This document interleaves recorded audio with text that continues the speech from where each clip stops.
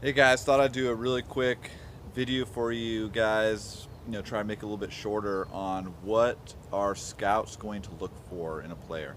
I get asked questions about this all the time from parents, from kids, and even high school coaches recently. What are scouts looking for? And you can think about this as college scouts, pro scouts, and even what are high school teams looking for? And and for that matter, even some of these youth organizations, they're really big now. It's big time baseball, and they're going to be looking for some of these same things. But this really, is most directly associated with what are professional organizations really looking for. How do they grade talent, and how do they compare different players? So the first thing, and I've heard a lot of scouts say this when I was playing, is they just do a body check. So they just look at the field because this is what they show up. They don't know necessarily everybody. I mean, they have an idea. Some players are looking for, but they just show up. Okay, who looks good on the field? And this is size, height wise, but also frame. Guys that have an athletic build, how they move, muscular, things like that. So for a lot of you guys that are out of shape, it's really going to be important to get in the best shape that you possibly can be. Now, not everybody's going to look the same. Obviously, we've got guys that are some of the best players like David Ortiz and guys like even like Babe Ruth. They're not in the best shape, but they're very athletic people. So size, we can't influence it completely. We can get in the best shape, but then there's other things with our tools. Okay, so scouts will all the time say, 5 tools. You'll hear professional teams, you'll hear on TV a 5 tool player. We all want a 5 tool player. Now, what does this mean?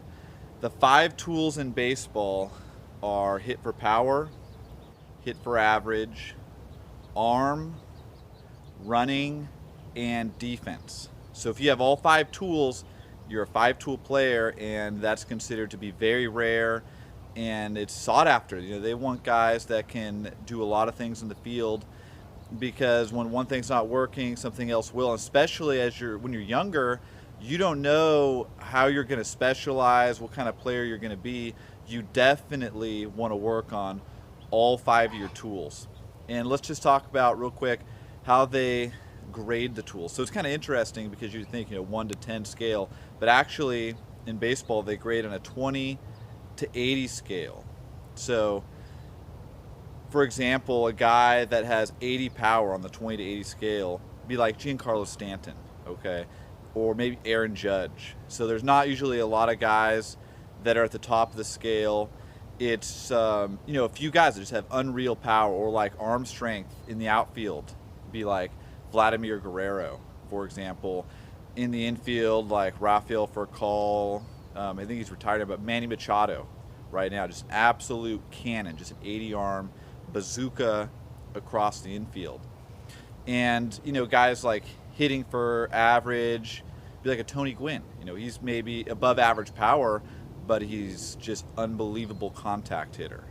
And then defensively, top of the scale, you got like Omar Vizquel, Ozzie Smith, guys like that. And for that matter, Manny Machado, when he was at third base, top of the scale defensively. So scouts are going to look at this, and they're going to see, okay, do you have, especially when you're in high school, college, they're going to say, okay, do you have a big league arm? So they're looking at you as a high school player.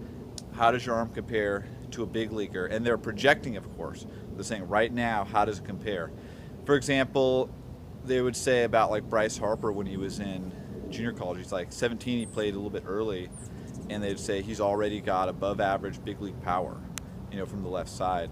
And so that's something you guys really need to be thinking about, is how can I improve each of my tools? Okay, you want to be a complete player, well-rounded.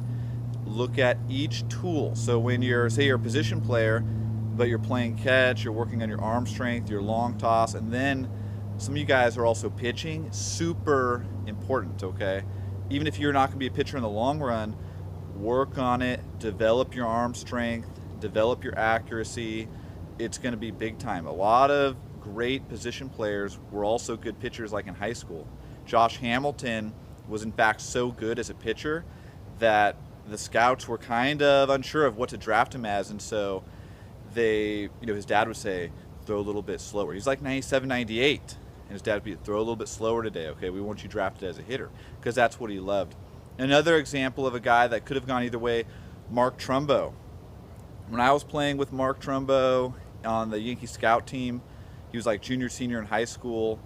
He would just show up. He was a pitcher. He'd pitch the first 2 innings and maybe get one at bat and leave. It's scout ball, so you don't stay the entire game.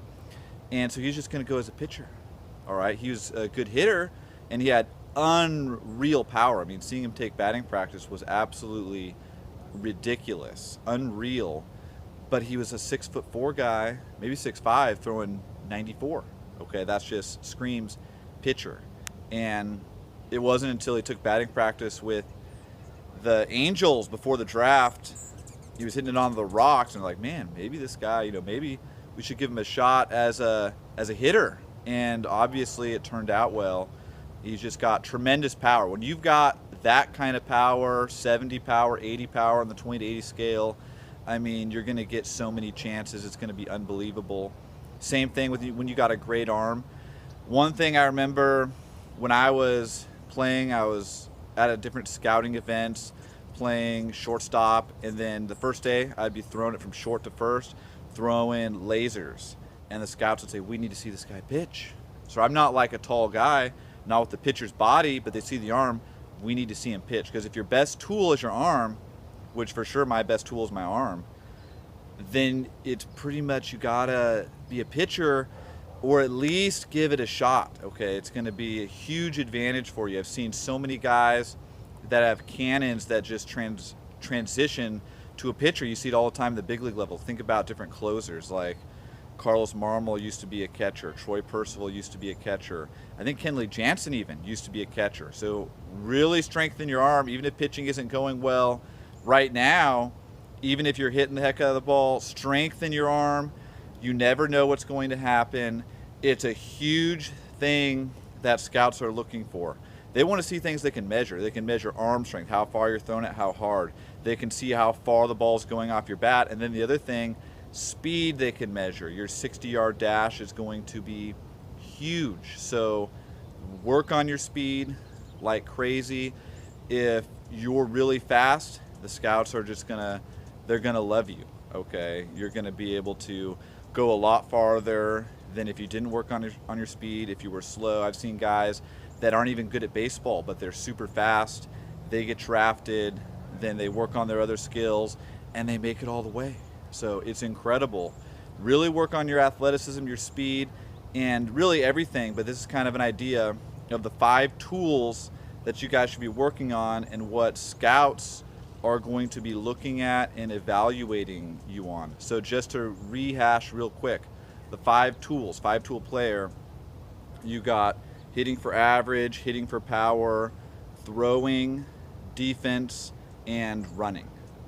So those are the things you should be working on, and let me know in the comments if you have any questions on these tools, how you can work on each one, which one's more important, whatever you guys have. And then also comment on if you want me to cover another topic, if you have any questions, and please subscribe and all that good stuff.